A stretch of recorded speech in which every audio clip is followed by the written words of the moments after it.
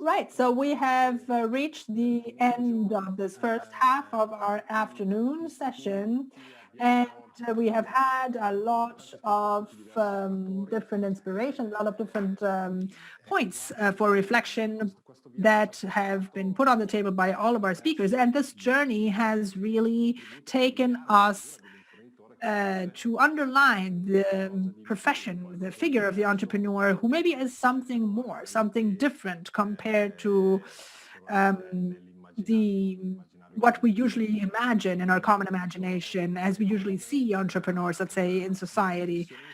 Because the entrepreneur is a professional who really pursues his own values, his own principles, and who adds something to the company, something very personal and something that is part of his own identity, that really person who cultivates relationships, emotional intelligence, who works with skills that are connected to the more human part of this profession, and a person who really gives an added value to these relationships, both when he, for instance, founds a startup company like Marco Dall'Agro already explained to us in the first speech, in the first talk this afternoon. So both when you generate and create a startup where you have a team of people who work together, but even more when the company, when the business develops its potential, also in that case, the team and the relationships and the people become fundamental. So we have finished, as I just said, the first part of our afternoon session. And in 5 minutes, actually, we will give the floor and open up the second part of the afternoon session. So I will leave the floor to Carlo Giardinetti, who will be moderating the second half of the session. I don't know if he's already with us online, maybe not. So let's say that, yes, oh yes, there he is. Hi, Carlo. Hello, Davide. Good afternoon, everyone. Did you hear everything we've said? I think it's been very interesting, the first part of the session, with very stimulating points, right? Yes, doubtlessly. I agree, absolutely. And so many friends, so many familiar faces I'm happy to see, so many colleagues that I was extremely happy to listen to all of you. I found it extremely inspiring in a context like today where we're talking about entrepreneurship.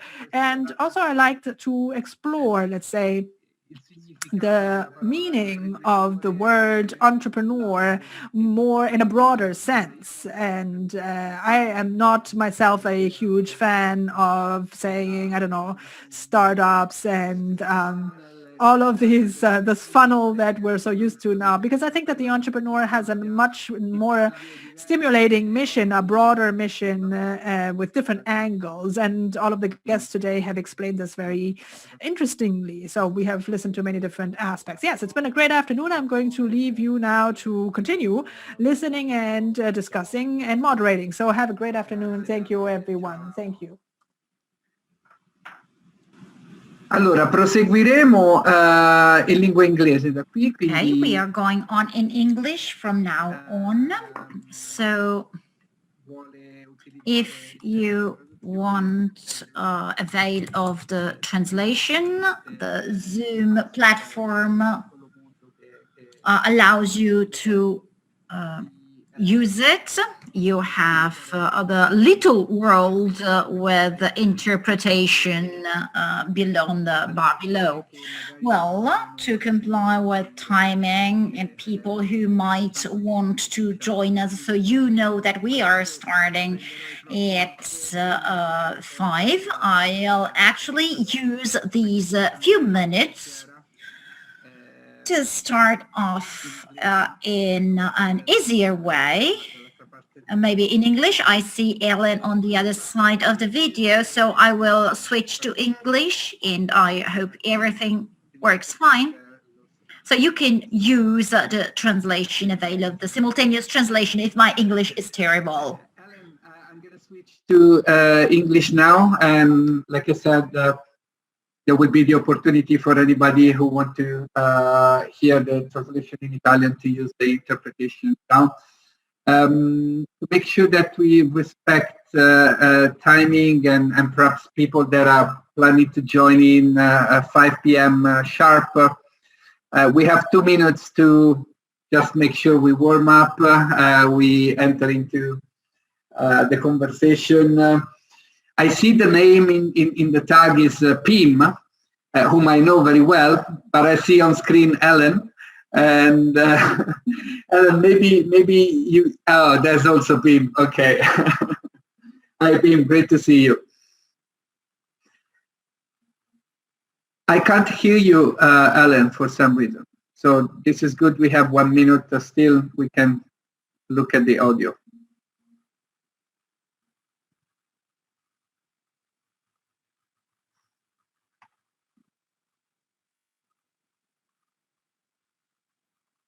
I still can't hear you, no.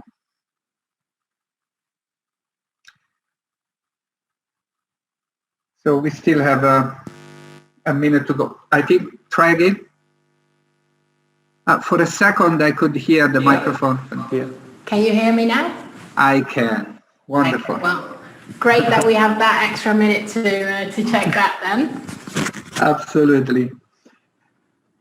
So great. So let's just wait a few more seconds before we get going. So we have the nice 5 o'clock start. Maybe people are still grabbing something to drink. Exactly. A coffee or whatever suits better at this time of the day. Ellen, you guys are connecting from today? The Netherlands. Okay, so that's home for you. Home for us, yeah. So is it okay for me to get going? I will get us started with a small introduction, if that's okay. Yes. So it's 5 p.m. I think we can start. Welcome everybody to the second part of the event. It's my pleasure to be here. I'm Carlo Giardinetti. Wear a couple of hats myself in terms of working hats.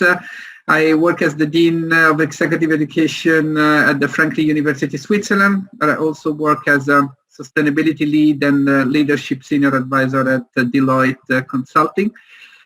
Today, I have the pleasure, really, first of having followed the session until now, and now to facilitate this session where we will talk about corporate rebels. So a small introduction to that. Two guys that I deeply respect and follow eagerly in the venture, Jost and Pim, 4 years ago. They gave up a promising corporate career and became the corporate rebels.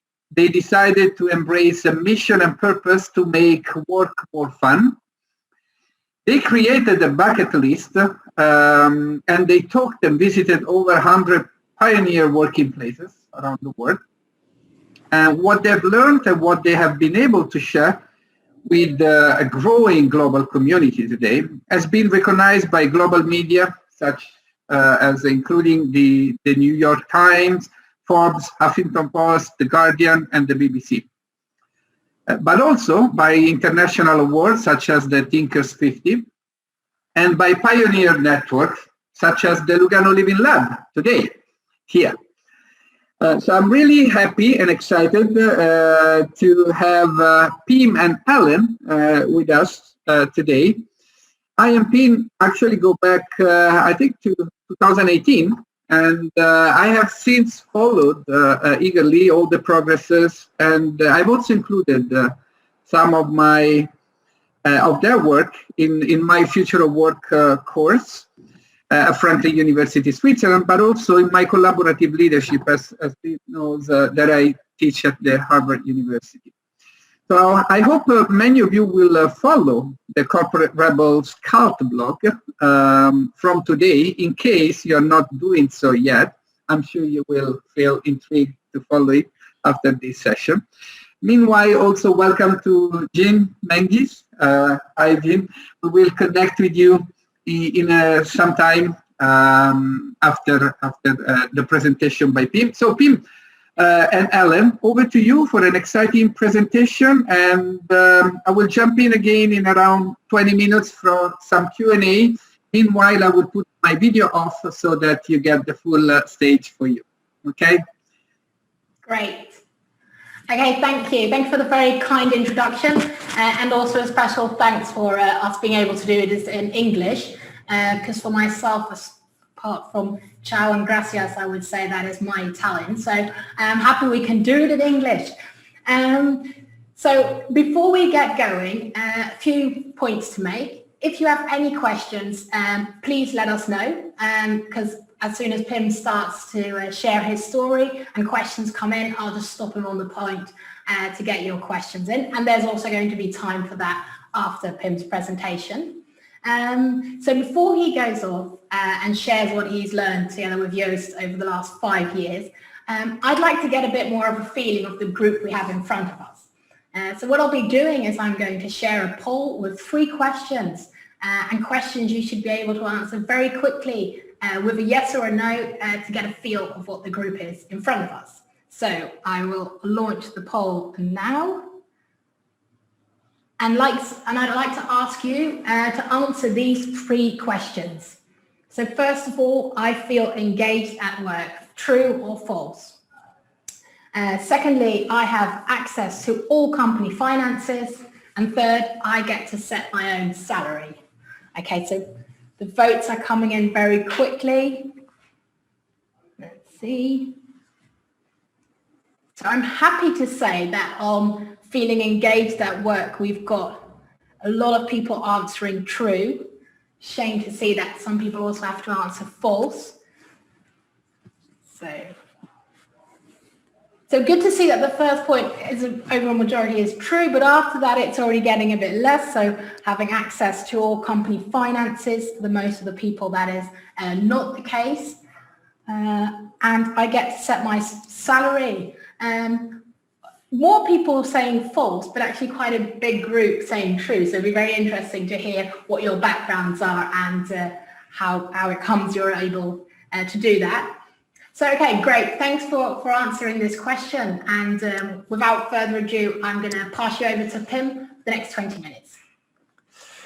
Hi, everyone. Happy to be here. Good to see these results, actually, because it's quite surprising to me that so many people are engaged at work, and also quite a big group of people, indeed, as Ellen mentioned, have the feeling they can set their own salary. That's going to be interesting. We are going to share in the next 20 minutes a very brief overview of the things that we've seen around the world while visiting all kinds of pioneering organizations. But before we're going to do that, a little bit of background on corporate rebels. So for the ones who are not familiar with what we do, a bit of an understanding of why we are actually doing the work that we do. So as Carlo already mentioned, we quit our jobs about 5 years ago, our corporate jobs in which we were doing the thing that we were trained for, but we didn't really enjoy the work environment. The problem was that there were too many rules, not a lot of freedom, there wasn't any meaning or purpose to what we were doing, and there was the fact that there was always a boss around or a manager around who told you how you should be doing your job. So there wasn't any freedom, any entrepreneurship whatsoever. And for us, this was very frustrating. And after 3 years of working in those corporate environments, we decided to quit. And we set out to solve the problem that we experienced ourselves, but that unfortunately many more people are experiencing at the moment, which is a feeling of not being happy, not being motivated in their work. So the first thing we did was we started to look at the problem in more detail. So we went through lots of studies being done on the topic, research that has been done already for decades on the current state actually of today's workplaces. So let's take a look at how broken today's way of working actually is. First of all, if you look at the levels of engagement in today's organizations, you see that 15% of the world's population is engaged at work. So just 15% of the people feel truly passionate about their work and their work environment. This is, by the way, a big research study done by Gallup, where they ask hundreds of thousands of respondents around the world a couple of simple questions to figure out whether they are engaged, disengaged, or actively disengaged. So if you look at that disengaged group, there's 67% of the people feeling disengaged at work. So they come into the office, they do what they're being told, but they are not truly passionate about the work that they're doing. So that's a shame for those people, but also for the organizations that they're working in. Even worse, 18% of the people are actively disengaged. So they are in the office, or maybe sometimes they are not, because they dislike their work environment to such an extent that they, for example, call in sick while they are not.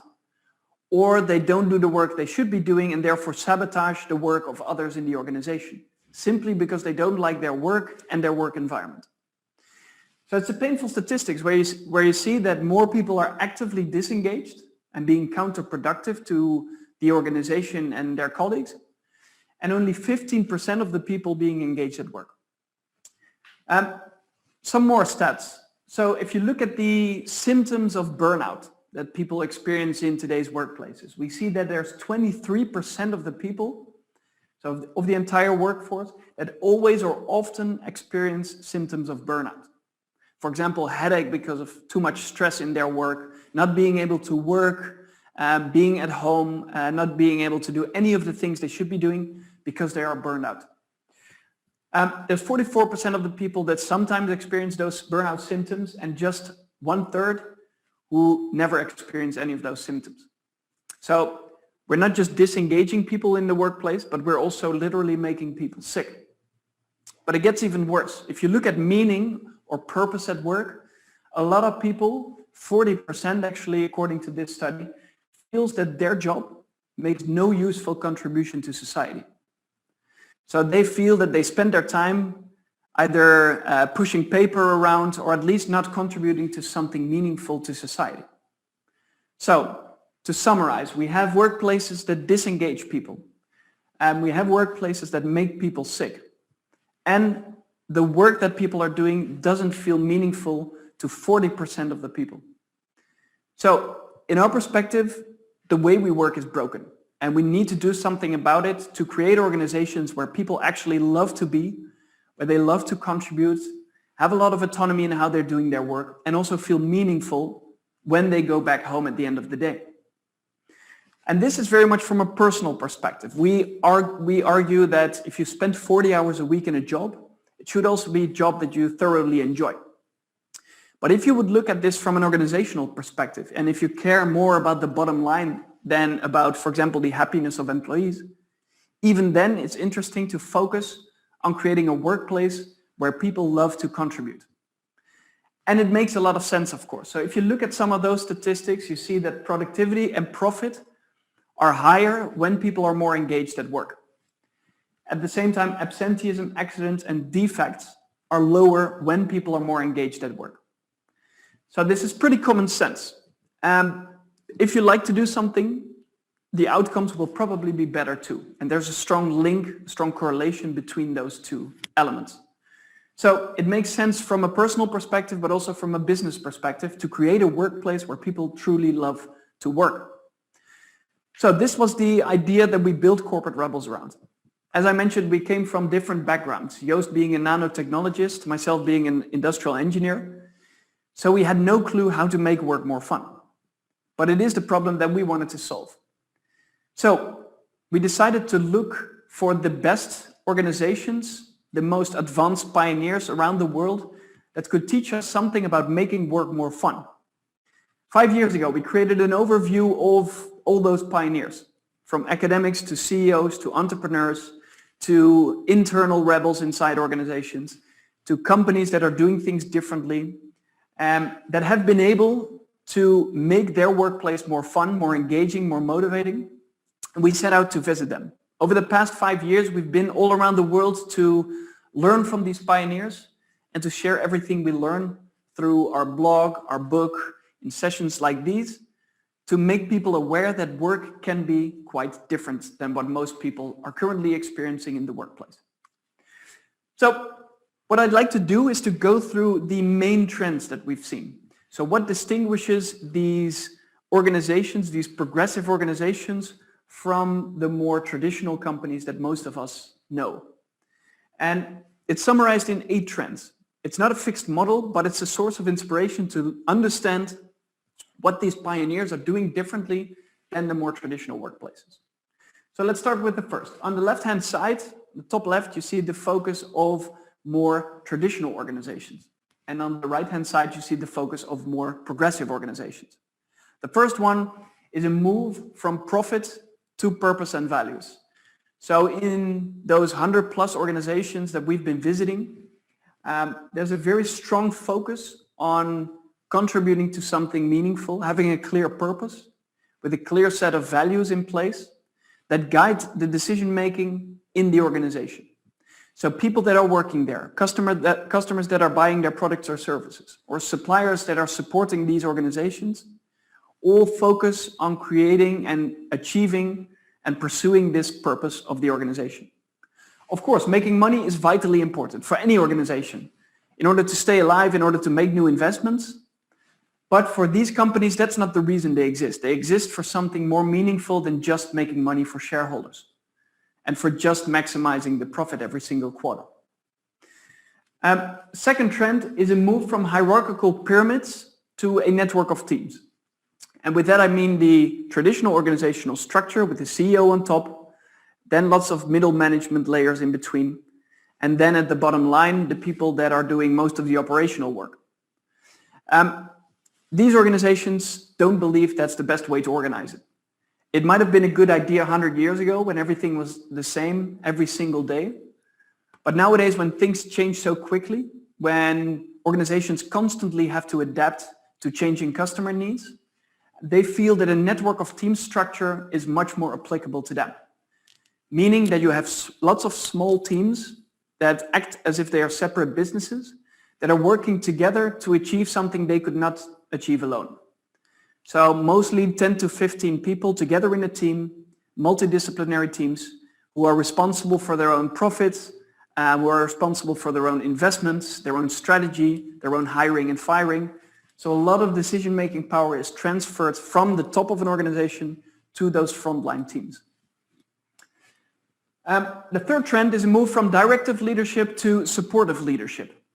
So from bosses who tell people what to do and how to do their job, that have to make all of the important decisions themselves, towards an environment where you have coaches or coordinators or whatever you would like to call them, people who are supporting their teams as good as they can, not by making decisions for them, but by facilitating whatever is needed for the teams to achieve success.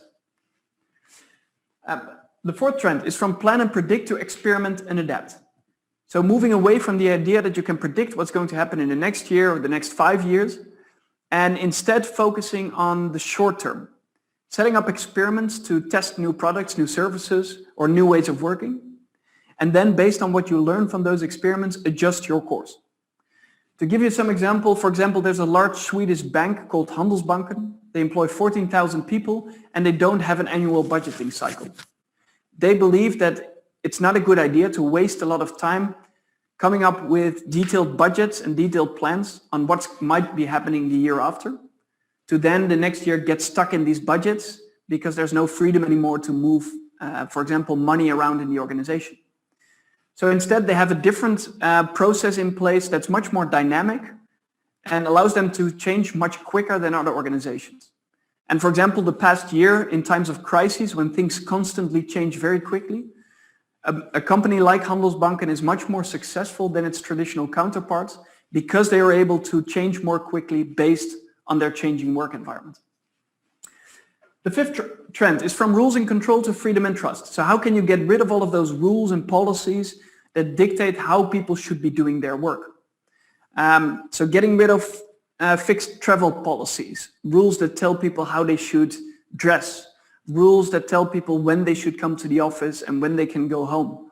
But also more advanced rules that are being let go of, for example, in terms of approvals that are needed in order to make decisions within the organization. So all kinds of things that are being done to give people more freedom, more trust, so they can actually act like responsible adults. So these organizations believe that you don't need rules and control mechanisms in place to make people feel at home, to make people successful. And instead, you should trust them and give them the opportunity to behave like the proper adults that they are. The sixth trend is from centralized authority to distributed authority. So from not just having decision-making in the top of the organization, but instead pushing it down as far to the front line as possible. it is important if you want an organization to change quickly, to listen to its customers very quickly, that you also have decision making as far to the front line as possible. So the ones that are in contact with customers and suppliers are also the ones that can make decisions quickly. What is needed for that is a lot of transparency. People need to be able to assess all of the information so they can make the best possible decision. So we talk about a trend called radical transparency, where organizations open up their company financials, the performance of teams, individuals, and the entire organization. But also, for example, opening up salary levels so everyone can see who earns what in order to create as much transparency and create more trust through this transparency than in organizations where they prefer this more secret approach where only information is available in certain parts of the organization. The eighth one is a move from job descriptions to talents and mastery, where you get away from the idea that you have a fixed job description that neatly states a person's day-to-day activities. And instead, these organizations believe that you have to give people the opportunity to find their main talents and to craft a job or to build a job around those main talents. That's vitally important if you want to engage and motivate people, but it's also important if you want to leverage all of the talents in your organization. And then giving people the opportunity to constantly develop those. So let me quickly give an example of an organization that is quite strong on these 8 trends that will help you to make these trends come to life. So if you look at a very purpose-driven organization that has a network of team structure with not a lot of middle management in place, in fact, no middle management whatsoever. If you look at supportive leadership, freedom and trust, one of the prime examples is an organization called Buurtzorg. It's a Dutch healthcare organization employing 15,000 people. And among those 15,000 people, there's not a single manager in the entire organization. So you have 2 directors at the top of the organization. They're not the ones making decisions for those other 15,000, but they facilitate a work environment where those teams, where those individuals can do their work in the best possible way. So it's a fully self-managing organization, more than 1,000 teams of 10 to 12 people who take care within their own neighborhoods of the hiring, firing, onboarding, recruitment, planning, execution of their work. So within this healthcare organization, you see a lot of these trends very clearly. The beauty of it is that their costs are 2/3 lower than the traditional healthcare organizations in the Netherlands. So their overhead costs are 67% lower. Employee engagement is way higher at this organization. Client satisfaction is a lot higher in this organization. Productivity in this organization is a lot higher. So you see that it's not just beneficial in terms of engagement, but also in terms of business outcomes and doing the work more successfully. So that's just one example of an organization doing that. On our blog, you can find many, many more of these pioneering organizations that are redefining what work looks like. And I think it's interesting to mention that a lot of these companies are not the usual suspects. It's not the companies from Silicon Valley that we all love to look up to. But these are organizations that you've probably never heard of, that have been able to organize their work in radically different ways. And we believe their stories need to get out there so more people can see that work doesn't have to be this frustrating, terrible experience that many people unfortunately today experience. So that was an introduction into our main trends, the things that we've learned over the past couple of years. Now let's go over to some of the questions that you have on the topics that I've just talked about. So back over to you, Carlo. Jim, how refreshing and how interesting. I completely agree with you that a lot of those stories are a little bit hidden around the world, and the job that you have done with the corporate rebels are going out and surface those stories and make them available for the global communities is really precious. And what I can confirm as well is that actually there's a lot of large and, let's say, better known companies that They might certainly not be able to tick all the boxes, but they are indeed trying in one way or another, because they either have corporate rebels inside, planted as a Troy horses. We could use also that metaphor, and that they're trying to move some levers, and of course sometimes it's not so simple. But today we also have an audience of entrepreneurs, and which might explain the level of engagement with the poll, with the initial poll, because as entrepreneurs and future entrepreneurs, they feel perhaps more engaged. And my question would be, there is this idea that at the startup level, at the beginning, there's a lot of fun, that you can work 20 hours and not feeling it because all the power and the energy is there. However, in the next phase, when it goes to scale up and grow, the fun seems to be going away almost as a natural evolution. What's your experience with that, and any advice that you could share?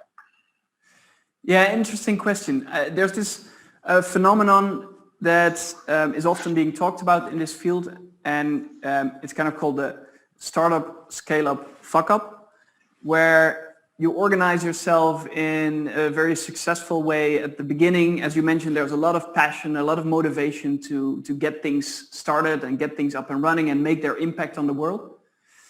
Then during the scale-up phase, it's maybe still a little bit there, but you can already feel some of the more traditional processes coming into place. You maybe have venture capitalists that are joining the organization, or other investors joining the organizations that might have a very clear view on how they would like to organize the company. So the problem, I think, is in this phase, that in the scale-up phase, is that you lose a lot of those initial ways of working. You lose a lot of that excitement as the company grows, as the company needs to become more so-called professional. And we tend to come up with a lot of more corporate, more traditional practices, because many people think that's the only way to organize work on a large scale. And then if they come after this scale-up phase, they enter the fuck-up phase, where they kind of lose everything that they had. They become just any other organization where there's not this passion, where there's not this freedom, etc., to focus on all of these things. So I think what is vitally important is to rethink the way you would like to work already in a very early stage of an organization. When you're still small, it's way easier to change things. And I think it's also vitally important, if you want to continue the success of an organization for a very long period of time, not just financial success, but also success in terms of motivation and engagement. You need to make very deliberate design decisions at the very beginning. For example, like the company I just mentioned, Buurtzorg, they, in the beginning, already decided that they didn't want to scale the organization with a traditional hierarchy. First of all, it would be way too slow.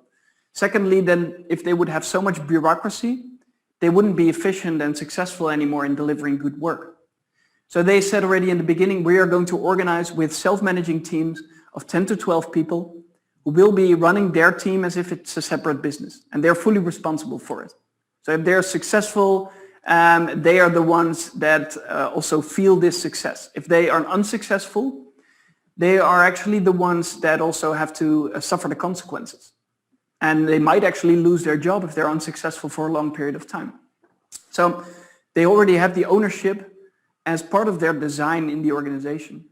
And they've been able to grow within 6-7 years from just 4 people to 15,000 people. So you see that it's possible to scale very rapidly and to still keep that fun, that engagement, that motivation in the organization, even if you scale the organization to such an extent. But it's about making those deliberate design decisions at the very start, because if you want to make them, if you have 250 or maybe 1,000 employees, it's going to be way harder to change the organization than when you design it already up front from the beginning. And that would become also, in many ways, a different pitch that startups need to learn to present to their investors, because very often the investors are then looking at the next phase on, how are you going to organize, how are you going to structure, how are you going to control your growth. And I think there is a need for developing new type of pitches for investor that says, I'm going to scale up while I keep the fun and the good that I have today. And maybe that's an area where in the future you can help as well in all the different entrepreneurs. Yeah, and there are some investment companies that are already popping up that are doing things differently and that focus also not just on the product and the service, but also much more on the way of working. And they believe that if you remain a purpose-driven organization, if you don't lose that, if you organize in less hierarchical ways, that the organizations that they invest in will also in the end be more successful. So I think there's a strong incentive also for people, for investors to do things differently. But I think we have to increase awareness first before more people actually start working like this. That's great. And I'm conscious of time, but I want to try a brief 30 seconds from you. Characteristics of the Ticino, this region, and also the north of Italy, is that we have a lot of family businesses. So entrepreneurs that are not necessarily gone through the what we just call now the startup and scale up, but became an entrepreneur. And family business are very well known for being able to care of their people very well, because they have a different attitude in that sense. I'm not so sure though about the fun part in family business. Sometimes it is there, sometimes I don't know many stories. Have you come across of family businesses, anything that you can share in that space? Yeah, so we have seen quite a lot of family businesses also being organized progressively. The good thing about family businesses is they have complete control over their organization, that they can actually, if they make a decision to organize more progressively, they can actually make the organization do it. And with, for example, corporates, it's harder because there's a lot of shareholders that want to have a decision-making power in this as well. So for family businesses, there's an opportunity to do this. And I agree with you that they tend to take care of people better, at least, than corporate organizations. But I think also in terms of how they're structuring their work, there's still a lot to be improved. Where also in traditional, or also in family businesses, there's quite a traditional approach to work often, where sometimes it's even going in the direction where the leaders of an organization feel as if they are the kind of parents of the people in the organization, and instead of giving them the freedom and trust to make their own decisions, they kind of start acting in a more parental way, which I think in the end is not that good. If you really want to create an environment built around the autonomy of people. So I think there's different things, different aspects into play. That come into play, and I think there's an opportunity to do things very differently in these family businesses, and I think more organizations should be grasping those opportunities, not just to be better than their competitors, but also to engage their people and make their work more fun. Excellent, and it makes a lot of sense to me, especially since the new generation of family business. Now, family business are handed over from generation to generation. Sometimes in that passage, in that transition, there is an opportunity also to maybe redesign some of the elements. So I would like now to invite Professor Jim Mendes to come on stage and with the video. Professor Jim Mendes is Professor of Organizational Communication at USI. And thanks for joining in for some further reflections. And I know you have also questions that you bring from your master students. So over to you. Jen. Thank you very much, Carlo, and warm welcome to everyone also from my side. It's a great pleasure to be here. And also thanks to Pim for the very inspiring talk. When the Living Lab came to me and said, if I wanted to do this, and I heard that you're going to be the keynote tonight, I was really excited, and I thought it would be a great opportunity not just to come by myself, but also bring along my students, who unfortunately you cannot see at the moment. But in the spirit of participation and flat hierarchies, I thought I'm not going to just do my panel by myself, but they prepared some questions for you as well. So For technological reasons, I was told they cannot ask the questions themselves, but I will be their spokesperson. I hope you don't mind me doing that. So I was really, inspired by this courage that you had of leaving your professional jobs and going on to look for inspirational leaders and, about your project in general. So congratulations to that. And I guess my role today is also to be a little bit of a challenger and, maybe create some debates and maybe question some ideas that you have in a spirit of an exchange of ideas. So the first thing that struck me is on the one side, you're saying that your 8 kind of trends that you just presented to us are not a fixed model and they're not some silver bullet line that we should follow one by one, and you also show quite nicely how they work in very different contexts. But the question that kind of came to my mind was, are there situations when, freedom is problematic?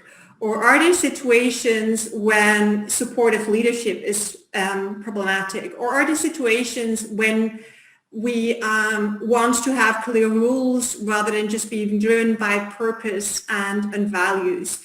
So my first question to you would be, where would you set the boundaries of your points, of your principles? And maybe reflect a little bit on, can there also be negative repercussions of these approach that you're suggesting? The context of this is a little bit, many of the things that I've seen on your list was, as you also mentioned, is what we're knowing from Silicon Valley. And in recent years, there has also been quite a critical debate on, how Silicon Valley actually, I was thinking, for example, I remember the first time I went to the Googleplex in California, I was struck that no one actually used, for example, their swimming pools and all their kind of fun activities, but people were busy working. So in many ways, how much is this also a rhetoric that is conducive to certain notions of productivity without you knowing? And so shall we just take over these new ways of working as the new standard, or how critical should we be relative to this? So what are the boundaries of these principles? Well, I think what is important to understand is that for why we say it's that every organization should find their own way. I think what is important to understand is that there is not a single solution that works in every sector, every culture, every specific organization, and also not, and I think this is more important, not every of these 8 trends works perfectly well for every single individual. And there might be some people that prefer to have an environment where they're being told what to do and where they have less freedom. What we've seen in our research is that about 15 to 20% of the people leave an organization in a transformation like this. And the reasons they leave is because they say, we don't want to work in a liberated environment. We want to keep, for example, our position in the hierarchy with our decision-making power, or we just want to be told what to do. And it's 15 to 20% of the people. Unfortunately, the way we organize work is traditional in about 95 or even more % of the cases.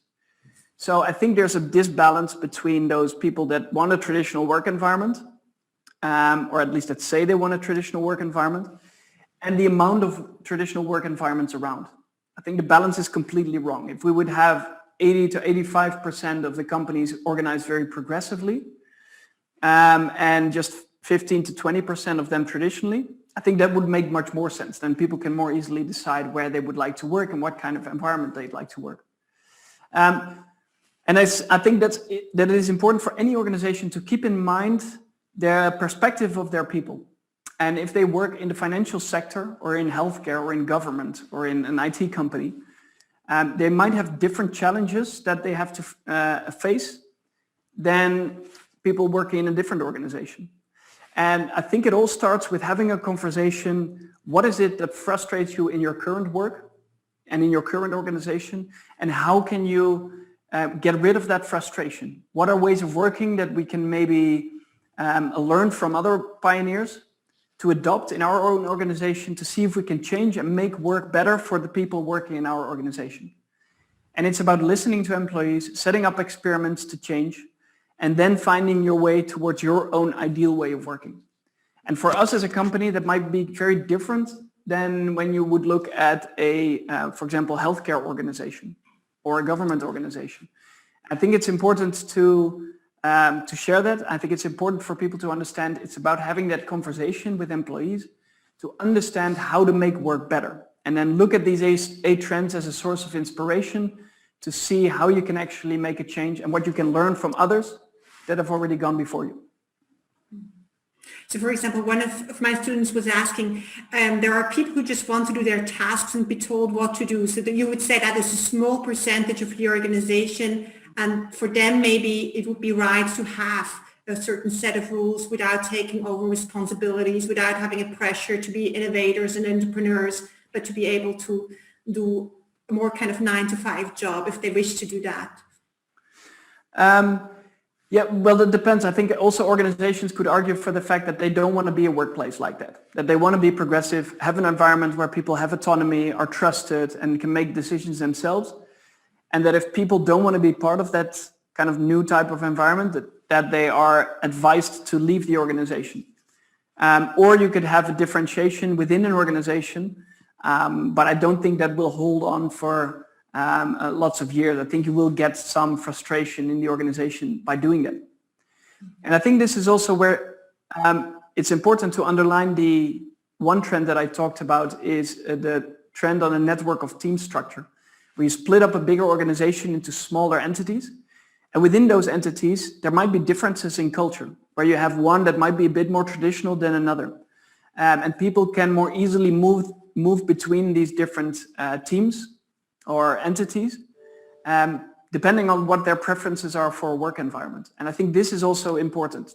We should also have a diversity in this and not force everybody to work exactly according to these 8 trends, simply because we say so. I think it's much more important to give people the opportunity to find their own ideal situation, ideal working situation.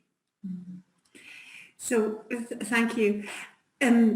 Another kind of question I have was, you went to all these pioneers, you went to people that you had in your bucket list as inspiring leaders, but now you're working as a consultant, I imagine, also in organizations which are less progressive or which are on the ways there.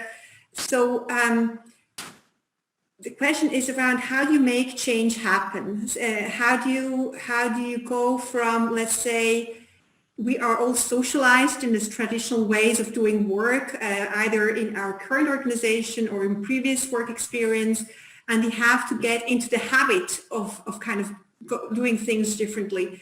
But we also know routines have their importance. We have we talk about organizational inertia. We have organizational cultures which ground organization in certain ways of doing, which might not always be ideal. So how do you go about transforming an organization, let's say a more traditional organization, in a more progressive organization, which might be a little different than starting off as pioneers and having this kind of entrepreneurial drive from the start? Yeah, I think what is important, like you see, there's a number of different approaches. Some are more top-down, others are more bottom-up. And we always differentiate between kind of 3 different ways of doing that. So you have the bottom-up approach, where one team or maybe one department in the organization decides to start doing things differently. And they can make a change, but they cannot make a radical change, as in they can't change the entire organizational structure of that company because they simply don't have the power to do so. So they start making changes in their own part of the organization, changing the things they can influence. And then if they are successful, many others in the organization will jump on board, and you kind of create a more social movement within the organization. Like an attractor. Yeah, yeah. And that works in some organizations, that works really well, especially if you don't have a mandate from the top. But if you have a traditional organization where somebody at the top of the organization wants to create change, then there's also an opportunity to do that. Some organizations decide to do it with maybe 1 or 2 years preparation, and then bringing the organization into this new state almost overnight. So it's very risky. Mostly you see performance drop for a while and only then go back up. A more or a less risky and more safe approach would be to, even if you have mandate at the top, start in one specific part of the organization. Give them the freedom to experiment with new ways of working, maybe change the structure, get rid of the bureaucracy in that part of the organization, and give them the freedom to do things in a new way. And if you figure out what works, then translate it to other departments in the organization and bring them along on that change. So it always focuses quite a lot on finding the pioneers in an organization, setting up experiments, because beforehand nobody knows what's going to work. So you better test and try and learn. And then bring more people into that new way of working as you see what is successful in your specific work environment. Did you face kind of resistances, rebels against rebels? Yeah, all the time. So to clarify, we're not really consultants. So what we do is we learn from all of these organizations and share it, and not really kind of go through that whole transformation process ourselves. We believe organizations are much more successful when they do it themselves. So without that external support, they just need the ideas to get started. So, but there's always, in all of these transformations that we're researching, that we're following, you see always also a counter movement, as I think in any change among people, that you have maybe a couple of people that are super excited and that others might not want to jump on board, or maybe even sabotage or work against what those pioneers are doing. And I think that's really where the rebellious spirit comes into play, where you need to keep pushing, keep challenging, and keep trying new things to make sure that you still get where you want to be, and measure the things that you're doing and if they are successful or not, because that helps you a lot in convincing other people to jump on board. I think one of the very interesting things what you're saying is about this kind of experimentation, but also is about making an experience firsthand, so that you can try stuff out and feel how it acts and how it feels like and stuff like that. Can you provide maybe an example of how this? For that, you also have to create some sort of a safe haven, where this experimentation is possible, where you're not punished against if you're making mistakes and stuff like that. Can you provide an example of what are the conditions that you can do this experimentation and experiences firsthand? What is necessary for being in order to be able to do that? I think it's important to start small in any way. So even if you're just working in a team, in an organization that doesn't have a lot of decision-making power to change these things, I think it's about opening up the conversation within that team of things you would like to do different, things that you are currently frustrated by, that you would love to change. And then together with, or in that discussion around that frustration, start thinking about ideas or things you've seen in other places or heard in other places that might be able to solve that specific problem, that frustration that you have. It could be a very specific thing, like for example, the meeting structures, or the way you give feedback to one another, or the way you make decisions in an organization. Get the conversation going around where the frustration is, and think about and learn from pioneers on how you can actually do those things differently. So even on these super practical levels, for example, changing the way meetings are run, or the way decisions are being made within a small team, can boost the engagement of people and the motivation of people to a very high extent.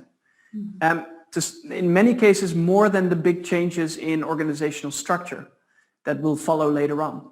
So even these small changes can be very powerful. So I think it's important to start there, to think of even these small things that could change, that could help a team be more engaged at work. And once you have success in those early changes, then it's about trying to make those bigger changes and bringing in more people.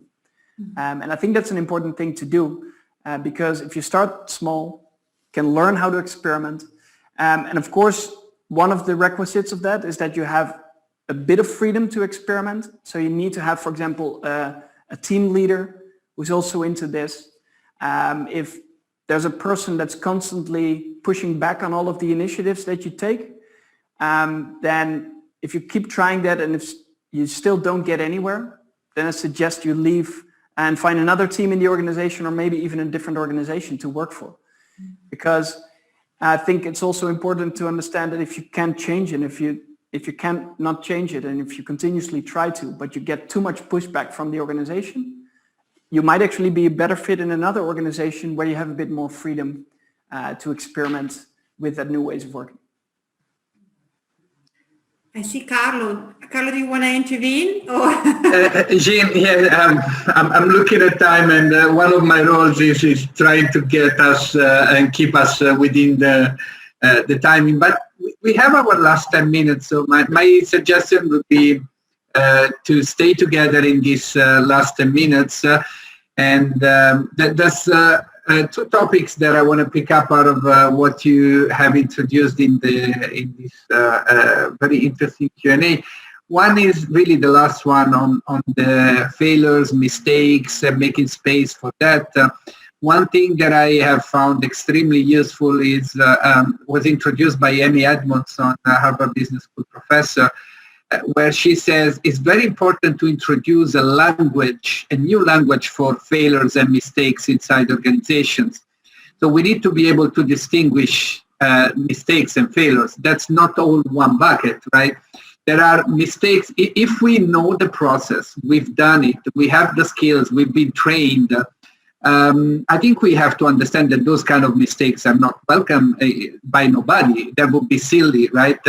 It's the mistakes that should be prevented. The good news is those mistakes are easy to fix because we know already the solution to them is just something that should have not happened. Then there are other mistakes in complex situations. While we understand that the complexity of today's business is different, we're applying solutions that we know don't always work. There is where I find it very interesting. In organizations that are able to bring those mistakes to the surface as fast as possible, they are able to talk about them and fix them. They have a competitive advantage compared to those organizations that have a culture of silence because they are scared to be punished if they bring a mistake to the table. And that is certainly something that can be avoided. And we know that this concept of psychological safety, which is very important in those organizations. And finally, there are the type of mistakes that are more, the desirable one, the one that we really want to do as fast as possible because we are in an innovative process. So we want to learn fast from what doesn't work to build what works. And I wonder, have you found a team in your, exploring different companies, that there is a maturity in handling mistakes differently in this type of more progressive organization? That is just not every mistake is free. It's just that they learn to talk about mistakes differently. Very clearly we see that in these organizations. So they want to create, as you mentioned, this psychologically safe work environment where people dare to try new things, because you can invite people to experiment, but if you punish them when things will go wrong, nobody in the entire organization will actually start experimenting. So these organizations take very practical steps sometimes to create more of this psychological safety. For example, by opening up the conversation around mistakes, where you have maybe every 2 or 3 weeks a session in which you only discuss the mistakes that were being made, where people admit their mistakes, which at first is already a painful thing to do. But if you get used to it, it feels much more comfortable and people actually start listening to each other so they can learn from each other's mistakes and they won't have to make the mistake twice. So, for example, a company that's very strong on this is Spotify. When we visited them in their Stockholm headquarters, we learned about some of the things they do. So they have these every 3 weeks. They have these so-called fail sessions where they discuss the biggest failures they've made. They run a blog series on their intranet of people sharing the biggest mistakes that they've made. Once again, to create an environment where it's okay to admit your mistakes and to all make sure that you learn from it. Another one is what they do is that the CEO, Daniel Ek, gets on stage during town halls every 3 weeks and also talks openly about the mistakes that he made. Once again, to create a very safe work environment. Other companies organize fuck-up nights or similar things to constantly have a conversation around the things that are going well and also the things that are not going well. To celebrate it, to say, okay, we learned from this mistake, let's now continue not making the same mistake twice. And giving people the opportunity to be very open about it. And if I compare that to my corporate experience, that was the exact opposite. So if you made a mistake, your only goal was to make sure that nobody else figured out. And the problem was that nobody else learned from the mistake. And another problem was that the failure or the mistake that was being made could never be corrected because nobody knew about it. So we constantly had this mistake that was continuing through the organization and nothing was actually changing because people were scared to be open about it. And you mentioned the fuck up night. I want to make sure that we remind to all the participants here and the ones that are following that tonight there is this marathon today continues, and tonight at 8 p.m. there will be also the fuck up night with great guests that are sharing their fuck up accidents or lucky events, I would say. So I think we will post a link into the chat soon for those who want to sign up for the backup night. And then we still have a few minutes. The second point that you have introduced, Jim, was about the structure versus the freedom.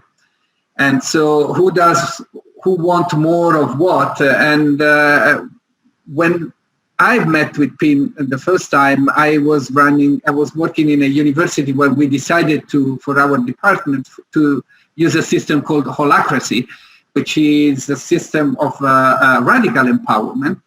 And I remember I never worked in a more structured organization than holacracy. So yes, there were no manager, but in the absence of manager, what happens is that you build common rules. Then that structure could take the form of different ways. For holacracy, there was a constitution. But a lot of organizations, there is a myth that must be somehow reviewed, that if you don't have a hierarchy, you don't have structure or you don't have rules. Actually, most organizations that do use self-management, they experience an intensity of structure to support the work. It's just a very different type of structure, right? Yeah, I fully agree with you. And there are a couple of those ideas about progressive organizations that I think are false. So for example, you say that the one that you mentioned, like in these maybe flat or self-managing organizations, there's no structure. That's, as you mentioned, wrong. There's a lot of structure, but in a different way. And it helps people to be more free within that kind of, those kind of boundaries. At the same time, in these organizations where there's no managers, people assume that there's also no leadership or there are no leaders. I think that's wrong too. Like in these self-managing organizations, you don't have people who are appointed to be a leader and promoted into leadership positions, but they have the opportunity to step up as leaders. And if they can make people follow them, then they will become a natural leader in the organization.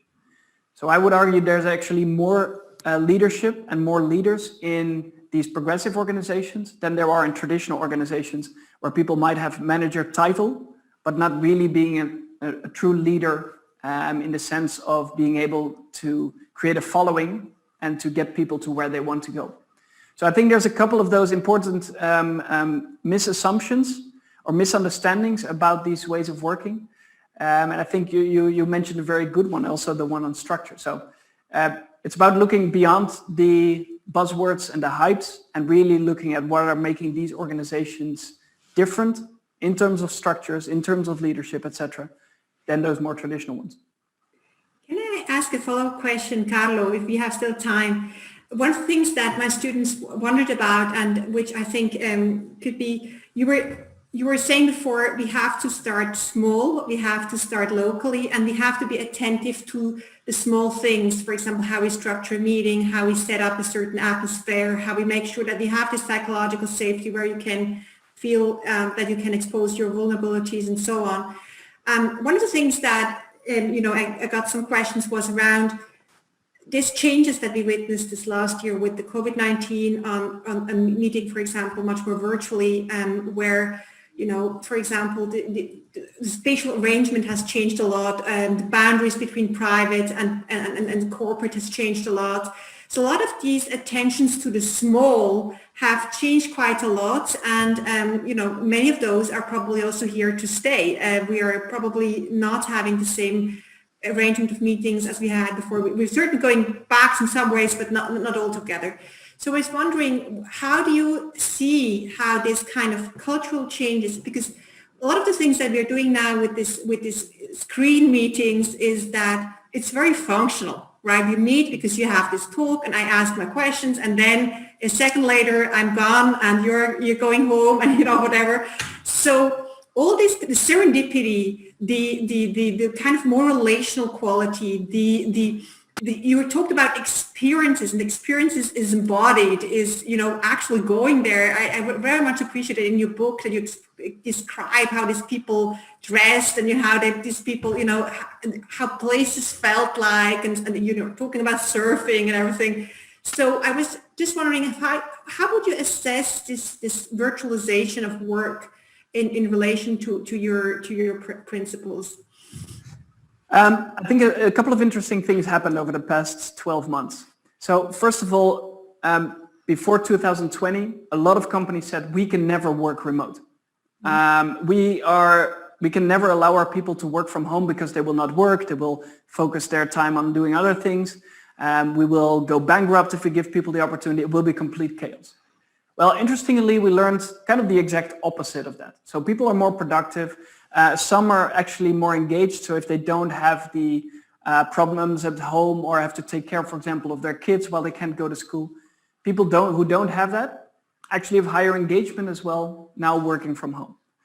So I think that's interesting in itself already. We've proven, or the pandemic has proven, that it can actually work for many organizations.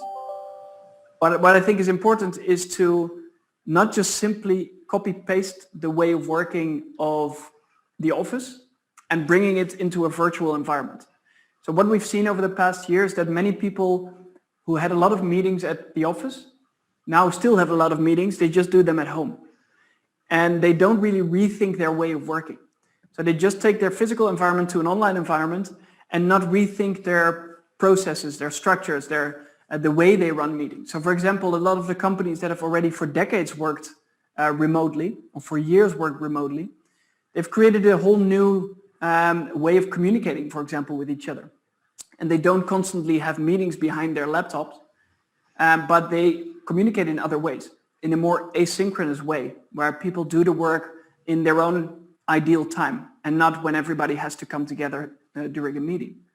So I think that's important to understand, that we shouldn't just take the physical environment and put it online, but also focus on creating new ways of working around this that better fit the environment, the new type of environment, and also that better fit what people should be doing in their work, and giving people more autonomy by giving them the opportunity to do the work, for example, according to their own ideal time. So I think that's important to understand, that we shouldn't just bring the physical office to an online environment, but that we should also rethink other aspects of our way of working. I would like to thank you, Pim, very, very much. We reached our time limit. We actually went over for a couple of minutes, but it's been extremely interesting. And I would like to thank you, Professor Jen, for your questions and reflections. What a wonderful day so far. Again, it's not over. Everybody is welcome to sign up for the Fuck Up Night tonight. And once again, thank you very, very much. And thank you for all who have followed us for the whole day and for this last session. Have a wonderful evening. and we will close it here. Thank you. Thank you. Bye.